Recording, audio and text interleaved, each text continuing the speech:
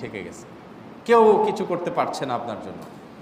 আপনি পরিপূর্ণ ইয়াকিনের সাথে, দৃঢ় বিশ্বাসের সাথে এই 4টা আমল নিয়মিত করবেন।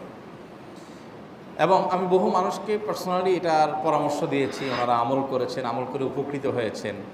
এরকম বহু মানুষ আছে, বৃদ্ধ মানুষ, বাবা ক্যান্সারে আক্রান্ত হয়েছেন অনেক দেরিতে, আল্লাহ তাআলা অলৌকিকভাবে সাহায্য করেছেন।